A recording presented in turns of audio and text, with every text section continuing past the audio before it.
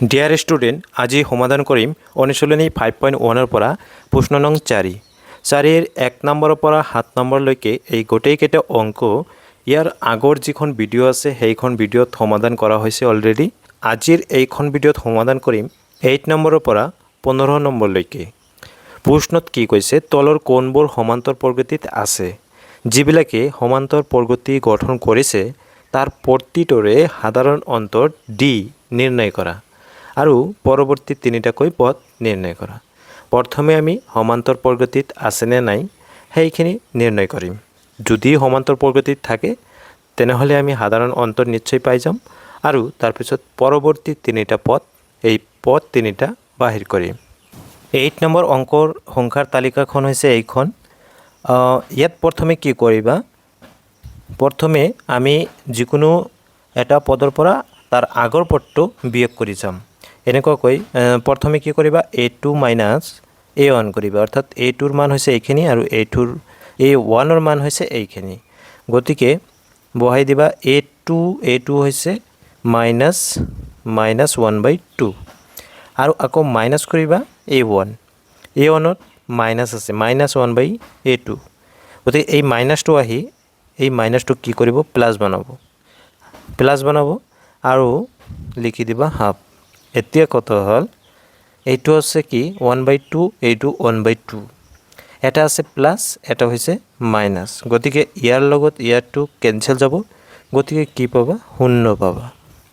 আৰু a3 minus a2 কৰিবা, a3ৰ মান ছেম আছে -1/2, আকৌ মাইনাছ a2ৰ মান -1/2 হয়। এইটো মাইনাছ আহি এই মাইনাছটো কি কৰিব, প্লাছ বনাব। গতিকে এইটো ছেম হয়, গতিকে 0 পাবা। আকৌ কি a4 মাইনাছ a3, গতিকে ছেম আছে, গতিকে a4ৰ মান আছে -1/2, আকৌ মাইনাছ a2 মাইনাছ আৰু এই a3ৰ মান হৈছে -1/2, এইটো মাইনাছ প্লাছ বনাব। গতিকে আমি কি পাইছোঁ, এইটো হয় ছেম একে, অৰ্থাৎ 0। অৰ্থাৎ যিহেতু আমি কি পালোঁ যে a2 minus a1 equal to a3 minus a2 আকৌ equal to a4 minus a3 হয়, ইকুৱেল টু কি 0। গোটেইকেইটা যিহেতু সমান পাইছোঁ, গতিকে এইটো এটা কি হয়, AP হয়। যদি AP হয় তেন্তে নিশ্চয় ইয়াৰ আমি সাধাৰণ অন্তৰ পাম। গতিকে এই প্ৰদত্ত সংখ্যাৰ তালিকায় এটা AP গঠন কৰিব, অৰ্থাৎ সমান্তৰ প্ৰগতি গঠন কৰিব। যদি AP গঠন কৰিছে, গতিকে আমি কি পাম, সাধাৰণ অন্তৰ আমি পাম। অৰ্থাৎ সাধাৰণ অন্তৰ আমি বুজাওঁ কি দি সাধাৰণ অন্তৰ হৈছে কি 0। যদি সাধাৰণ অন্তৰ পাওঁ, গতিকে আমি ইয়াৰ পৰৱৰ্তী 5টা পদ নিশ্চয় বাহিৰ কৰিব পাৰিম। যিহেতু ইয়াত অলৰেডি 4টা পদ দিয়া আছে, গতিকে a5 পঞ্চম নম্বৰ যিটো পদ আছে সেইটো কি হ'ব, অৰ্থাৎ আগতে নিশ্চয় তোমালোকে শিকিছা অলৰেডি যে a5ৰ মান যদি বাহিৰ কৰোঁ, অৰ্থাৎ a4 তাৰ আগৰ পদটো কি হ'ব, a4, তাৰ লগত আমি ডিফাৰেঞ্চটো সাধাৰণ অন্তৰ এইটো যোগ কৰি দিম। অৰ্থাৎ a4ৰ মান কি আছিল, a4ৰ মান আমি পাইছোঁ -1/2 হয় আৰু যোগ ডিৰ মান হৈছে 0। গতিকে কি হ'ব, এইখিনি যোগ কৰিলে 0 যোগ বা বিয়োগ কৰিলে সেই সংখ্যাটোই পোৱা যায়, গতিকে -1/2 হ'ব। আকৌ a6 ছেম একে হয়, a6ৰ মান কি পাবা, a5 প্লাছ d, a5ৰ মান -1/2 প্লাছ ডিৰ মান 0, গতিকে -1/2। আকৌ a7ৰ মান হ'ব a6 প্লাছ d, গতিকে -1/2 প্লাছ 0 কি হয়, -1/2। গতিকে পৰৱৰ্তী তিনিটা যে পদ, সেই পদ তিনিটা হ'ব এইটো -1/2, -1/2, -1/2, অৰ্থাৎ একে। 9 নম্বৰটো কি আছে, এইটো হয় সংখ্যাৰ তালিকা। এইটো APত আছেনে নাই আমি প্ৰথমে পৰীক্ষা কৰিম। তো APত আছেনে নাই পৰীক্ষা কৰাৰ নিয়ম হৈছে, আমি প্ৰথম কি কৰিম, a2ৰ পৰা a1 বিয়োগ কৰিম, তাৰপিছত a3ৰ পৰা a2, আকৌ a4ৰ পৰা a3 বিয়োগ কৰি চাম। যদি প্ৰতিবাৰতে কি হয়, ছেম ভেলু পাওঁ, তেতিয়াহে এইটো এটা APত আছে বুলি ক'ম। অর্থাৎ প্রথমে a2 মাইনাস a1 কৰিম অৰ্থাৎ a2ৰ মান হৈছে 3 a2 হয় আৰু a1ৰ মান হৈছে 1 মাইনাস কৰিলে কি হ'ব 2 হ'ব আকৌ a3 মাইনাস a2 অর্থাৎ a3ৰ মান পাইছোঁ 9 গতিকে 9 মাইনাস a2ৰ মান আকৌ কি 3 গতিকে 6 আৰু a4 মাইনাস a4ৰ মান হৈছে 27 মাইনাস a3ৰ মান হৈছে 9 যদি 9 মাইনাস কৰা হয় তেনেহলে কি হ'ব 18 হ'ব অর্থাৎ কি দেখা পাই আছো প্রত্যেকবারতে যে ভ্যালু পাইছো ডিফারেন্স পাইছো সাধারণ অন্তর এই সাধারণ অন্তরবিলাক সেম হওয়া নাই একে পোৱা নাই গতিকে লিখিবা যেহেতু a2 minus a1 not equal to a3 minus a2 not equal to a4 minus a3 যেহেতু সমান সমান পোৱা নাই গতিকে লিখিবা প্ৰদত্ত সংখ্যাৰ তালিকায় এপি গঠন নকৰে 4 নম্বৰৰ 10 নম্বৰটো হৈছে এইটো হৈছে সংখ্যাৰ তালিকা প্ৰথমে কি কৰিম ইয়াতে a2 minus a1 কৰি চাম অৰ্থাৎ a2 minus a1 a2ৰ মান হৈছে এইটো দ্বিতীয় পদটো হয় গতিকে ইয়াতে আছে a2ৰ মান হৈছে 2a মানে দুটা a মাইনাস a1ৰ মান হৈছে এটা a অৰ্থাৎ a তেনেহলে দুটা a ৰ পৰা এটা a বিয়োগ কৰিলে কি হ'ব এটা a থাকিব আকৌ a3 minus a2 a3ৰ মান পাইছোঁ তিনিটা a অৰ্থাৎ 3a মাইনাস a2ৰ মান হৈছে 2a অৰ্থাৎ তিনিটা এৰ পৰা দুটা এ বিয়োগ কৰিলে আমি এটা এ পাম আকৌ a4 মাইনাস হ'ব a3 a4 হৈছে 4a মানে চাৰিটা a মাইনাস a3ৰ মান হৈছে a3a গতিকে 4a মানে চাৰিটা এৰ পৰা তিনিটা এ বিয়োগ কৰিলে কি পাম এটা এ পাম যেহেতু আমি কি পাইছো যে a2 minus a1 equal to হয় equal to হ'ব equal to a3 minus a2 equal to কি পাইছোঁ a4 minus a3 equal to a পাইছোঁ যেহেতু প্ৰতিটো সেম পাইছোঁ একে পাইছোঁ গতিকে কি হ'ব প্ৰদত্ত সংখ্যাৰ তালিকায় এপি গঠন কৰিব যেহেতু এপি গঠন কৰিব যদি এপি গঠন কৰে গতিকে সাধারণ অন্তর নিশ্চয় পাইছোঁ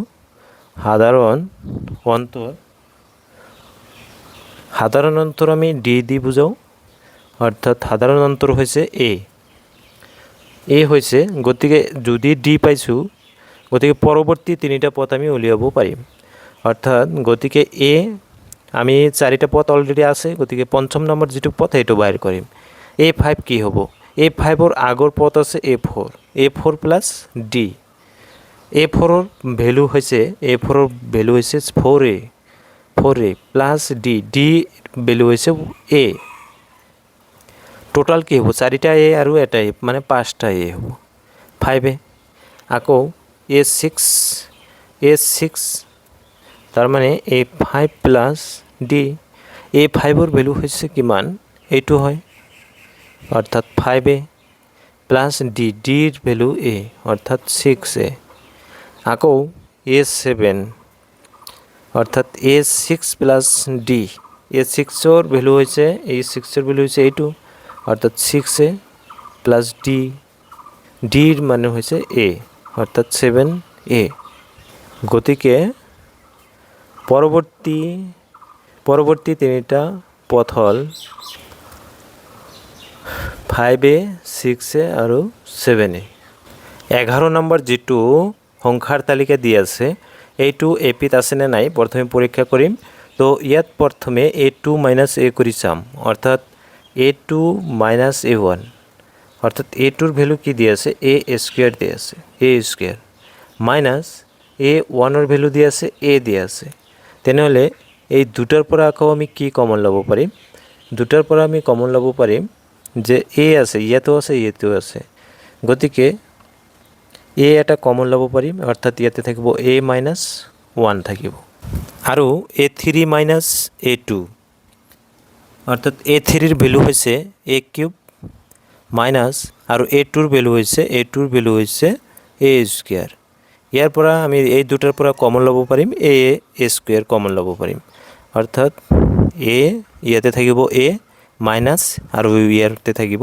1 আকৌ a4 মাইনাছ a3 মানে ইয়াতে পাম a4 আছে কি a পাৱাৰ 4 মাইনাছ আৰু a3ৰ ভ্যালু হৈছে a কিউব ইয়াতেও আমি কমন ল'ব পাৰিম অৰ্থাৎ a কিউব ইয়াতে থাকিব a মাইনাছ 1 থাকিব দেখা পাই আছো কি যে ডিফারেন্স আছে ডিফারেন্সবিলাক একই পোৱা নাই সেম ভ্যালু পোৱা নাই গতিকে ই হয় এপি গঠন নকৰিব লিখিবা যেহেতু a2 minus a1 not equal to a3 minus a2 not equal to a4 minus a3 তো গতিকে যেহেতু ইকুয়াল টু নহয় গতিকে কি হ'ব প্রদত্ত সংখ্যাৰ তালিকা এপিত না থাকে 12 নম্বৰটো সংখ্যাৰ তালিকা দিয়া আছে এনেকুৱা তো প্ৰথমে ইয়াত আমি পৰীক্ষা কৰিম যে a2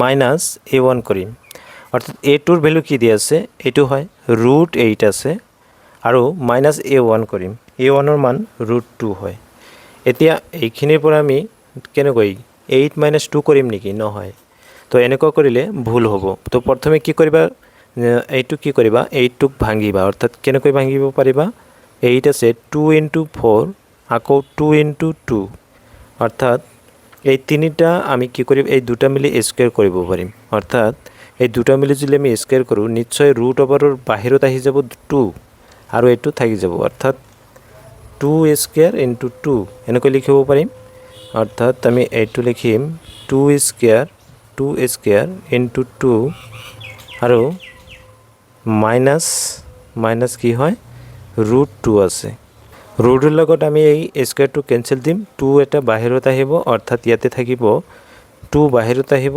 √2 থাকিব মাইনাস √2 ইয়াৰ পৰা চোৱা ভালদৰে যে দুটা √2ৰ পৰা এটা √2 বিয়োগ কৰিব লাগে তাৰ মানে কি থাকিব এটা √2 থাকি যাব আকৌ আমি কি কৰিম a3 minus a2 সাম a3 ৰ ভ্যালু হৈছে কিমান √18 অৰ্থাৎ √18 minus এইটো হৈছে a2 ৰ ভ্যালু হৈছে √8 আছে সেম আগৰ দৰে আমি √18 ক আমি এনেকৈ ভাঙিব পাৰিম এনেকৈ যে আমি যদি ভাঙো 2 9 গুণ 18 আকৌ আমি 3 3 গুণ 9 হয় তেনেহলে আমি এইখিনি লিখিব পাৰিম কি লিখিব পাৰিম ইয়াতে লিখিছো √18 ক আমি লিখিব পাৰিম 3 স্কয়াৰ অৰ্থাৎ 3 স্কয়াৰ into 2 আৰু মাইনাস a2 আমি নিশ্চয় জানো এইখিনিৰ ভাবে আমি ইয়াতে কি লিখিছিলো 8 ৰ √8 ৰ ঠাইত আমি কি লিখিছিলো 2 √2 লিখিছিলো ডাইৰেক্ট আৰু এইখিনিৰ পৰা নিশ্চয় এই স্কয়াৰৰ লগত ৰুট কেনসেল যাব কেনসেল যোৱাৰ পিছত ইয়াতে কি থাকিব 3 টো বাহিৰত আহিল গতিকে 3 আৰু √2 থাকিব তাৰ মানে 2 ৰ ওপৰত কি আছে √2 আছে গতিকে √2 মাইনাস 2 তিনিটা √2ৰ পৰা দুটা √2 বিয়োগ কৰিলে এটাহে √2 থাকিব সেম একেদৰে আমি আকৌ কৰিম a4 মাইনাস a3 কৰিম a4 ৰ ভ্যালু কি আছে a4 ৰ ভ্যালু √13 মাইনাস √18 32 ইয়াক আমি ভাঙিম 2 into 16 আকৌ 2 into 8 আকৌ কি আছে 2 into 4 আকৌ 2 into 2 এতিয়া এই দুটা মিলি স্কয়াৰ আৰু এটা 2 থাকি যায় অৰ্থাৎ এইখিনি লিখিবা 32 ৰ ঠাইত কি লিখিবা 2 স্কয়াৰ আৰু 2 এটা থাকি যাব ইয়াৰ পৰা এইটো লগত স্কয়াৰ ৰুট কেনসেল থাকিব ইয়াতে 2 আৰু 2 into 2 এইখিনি বাহিৰত আহিব অৰ্থাৎ 4 √2 থাকিব এইখিনি ভাবে থাকিল কিন্তু ইয়াতে আৰু এটা মাইনাস আছিল কি মাইনাস √18 আছিল কিন্তু √18 এর ঠাইত আমি এটা অলরেডি লিখিছো 3 √2 লিখিছো গতিকে এইখিনিতে লিখিবা 3 √2 লিখিবা মাইনাস 3 √2 লিখিবা এতিয়া 4টা ৰুট 2ৰ পৰা যদি 3টা বিয়োগ কৰা হয় কি হ'ব? নিশ্চয় ৰুট 2 থাকিব, যেহেতু a2 minus a1 equal to a3 minus a2 equal to a4 minus a3 হয়, equal to ৰুট 2 পাইছোঁ। গোটেইকেইটা যেহেতু সমান, গতিকে লিখি দিবা, গতিকে প্ৰদত্ত সংখ্যাৰ তালিকায় এপি গঠন কৰিব। যদি এপি গঠন কৰিব, গতিকে আমি কি পাম? সাধাৰণ অন্তৰ। গতিকে সাধাৰণ অন্তৰ কি হ'ব? ৰুট 2 হ'ব। ডি ইকুৱেল টু কি হ'ব? ৰুট 2। যদি সাধাৰণ অন্তৰ পাইছোঁ, নিশ্চয় আমি পৰৱৰ্তী 3টা পদ পাম। গতিকে a5, গতিকে a5 হ'ব equal to a4 plus D. a4ৰ ভেলু আমি ইয়াতে পাইছোঁ চোৱা, a4ৰ ভেলু হৈছে ৰুট 32। গতিকে ৰুট 32 লিখিবা, ৰুট 32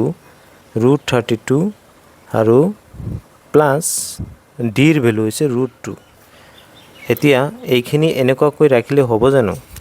কিন্তু ৰুট 32 ঠাইত অলপ আগতে কৰা হৈছে চোৱা, ভালদৰে লক্ষ্য কৰিলে পাবা যে 32 এইখিনি আছিল 32 এইখিনি কেলকুলেশ্যন কৰাৰ পিছত 4 ৰুট 2 পাইছোঁ। গতিকে 4 ৰুট 2 যদি পাইছোঁ, তাৰমানে আমি কি কৰিব পাৰিম? 4 ৰুট 2 মানে 4টা ৰুট 2ৰ মান হৈছে 32। তেনেহ'লে 32 যদি হয়, আমি এইখিনিতে লিখিম 4 ৰুট 2 লিখিম প্লাছ ৰুট 2। তাৰমানে 4টা ৰুট 2 আৰু এটা ৰুট 2, তাৰমানে 5টা ৰুট 2 হ'ব। গতিকে 5টা ৰুট 2 যদি হয়, অৰ্থাৎ 5 ৰুট 2 হ'ব। ভালদৰে লক্ষ্য কৰিলে বুজিবা যে যদি আমি 5টো যদি আমি এই ৰুটৰ ভিতৰৰ পৰা যদি আমি বাহিৰত কৰোঁ, কি কৰোঁ? স্কুৱেৰ থাকিলেহে বাহিৰ কৰা হয়। গতিকে এইটো যদি আকৌ ভিতৰত লোৱা হয়, নিশ্চয় এইটো 5টো স্কুৱেৰ কৰিব লাগিব। অৰ্থাৎ ভিতৰত সোমাই যাব কেনেকৈ? 5 স্কুৱেৰ হ'ব, 5 স্কুৱেৰ ইনটু 2, 5 স্কুৱেৰ মানে 25 আৰু ইনটু 2 কৰিলে 50 পাবা, অৰ্থাৎ ৰুট 50। গতিকে a5ৰ আমি মান পাম ৰুট 50। এতিয়া a6ৰ মান নিশ্চয় a4 প্লাছ ডি হ'ব। a4 প্লাছ ডি, তাৰমানে a4ৰ ভেলু a5ৰ মান আমি অলৰেডি পাইছোঁ, কি পাইছোঁ? ৰুট 50 প্লাছ ডিৰ ভেলু আমি নিশ্চয় জানো ৰুট 2 হয়। এতিয়া এইখিনিতে ভালদৰে লক্ষ্য কৰা, ৰুট 50 ঠাইত আমি কি লিখিব পাৰিম? ইয়াতে চোৱা, ৰুট 50 ঠাইত তাৰ আগত এইখিনি মান কি আছিল? 5 ৰুট 2 আছিল। গতিকে 5 ৰুট 2 মানে কি? আমি 50 ঠাইত আমি লিখিম 5 ৰুট 2 প্লাছ ৰুট 2, তাৰমানে কি হ'ল? এইখিনি যোগ কৰিলে মানে 6, অৰ্থাৎ 6 ৰুট 2 হ'ব। অৰ্থাৎ 6 ৰুট 2 মানে 6 স্কুৱেৰ হ'ব, হয় না নাই? মানে ভিতৰত ল'লে কি হ'ব? 6 স্কুৱেৰ কৰিলে 36 হ'ব, 6 ইনটু 6। গতিকে ভিতৰত লিখে বা 36 ইনটু 2, 36 ইনটু মানে 72। এই 2 দি যদি পূৰণ কৰা হয়, ৰুট 72। আকৌ a7 যদি বাহিৰ কৰা, a7 বাহিৰ কৰিবা কেনেকৈ? যে a6 প্লাছ ডি, a6ৰ ভেলু এইখিনি হয়। এইখিনি যদি হয়, তাৰ মানে কি? a6ৰ ভেলু আমি এইখিনি লিখিব পাৰিম ডাইৰেক্ট। গতিকে 6 ৰুট 2 লিখিবা প্লাছ ডিৰ মান হৈছে ৰুট 2। গতিকে 6 মানে 6টা আৰু এটা মানে 7টা ৰুট 2 হ'ব। তো এইদৰে বাহিৰ কৰিব লাগিব।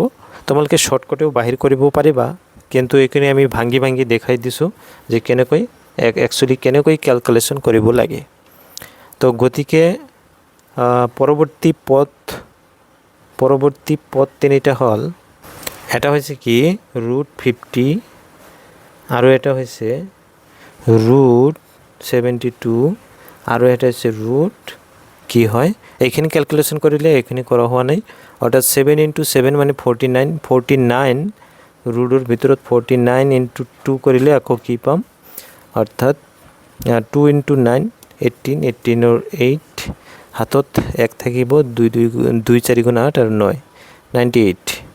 গতিকে আৰু এটা হ'ব কি? 98। 13 নম্বৰটো এনেকুৱা আছে। তো ইয়াত প্ৰথমে আমি a2 মাইনাছ a1 কৰিম, অৰ্থাৎ a2ৰ মান হৈছে ৰুট 6 √6 মাইনাছ a1ৰ মান হৈছে √3। এইটো ভাঙি লাভ নাই, যেনেকুৱা আছে তেনেকুৱাই থাকিব, মানে ভাঙা নাযাব। অৰ্থাৎ এইটো যদি আমি 6টো যদি ভাঙো অৰ্থাৎ 2 × 3 হ'ব, 2 × 3 হ'ব, অৰ্থাৎ এইটো আমি ভাঙিব নোৱাৰিম। আকৌ a3 মাইনাছ a2 যদি কৰা হয়, a3ৰ মান হৈছে √9 মাইনাছ a2ৰ মান হৈছে √6। কিন্তু এইটো আমি কি কৰিব পাৰিম, √9ৰ পৰিৱৰ্তে আমি কি লিখিব পাৰিম, 3 লিখিব পাৰিম। 3 লিখিব পাৰিম, অৰ্থাৎ 3 মাইনাছ √6 লিখিব পাৰিম। কিন্তু আকৌ a4 মাইনাছ a3 কৰিলে, অৰ্থাৎ a4ৰ ভেলু আমি ইয়াতে √12 মাইনাছ √3ৰ মান হৈ আছে, আমি কি লিখিম, 9। অৰ্থাৎ এইখিনিৰ পৰা চোৱা, আমি 4 × 3 = 12 লিখিব পাৰিম। অৰ্থাৎ 4 × 3 = 12 লিখিলে 2 মানে 4টো আমি 2 এটা বাহিৰত আহিব এনেকুৱাকৈ লিখিব পাৰিম। অৰ্থাৎ ইয়াৰ ঠাইত আমি লিখিব পাৰিম 2 √3 আৰু এটা 2 √3 লিখিব পাৰিম আৰু মাইনাছ ইয়াতে 3 লিখিব পাৰিম। কিন্তু লিখি একো লাভ নাই। কিয় লাভ নাই? যিহেতু আমি দেখা পাই আছোঁ কি যে ডিফাৰেঞ্চবিলাক বেলেগ বেলেগ হয়। এইটো এটা ডিফাৰেঞ্চ হয়, এইটো এটা ডিফাৰেঞ্চ হয়, এইটো এটা ডিফাৰেঞ্চ হয়।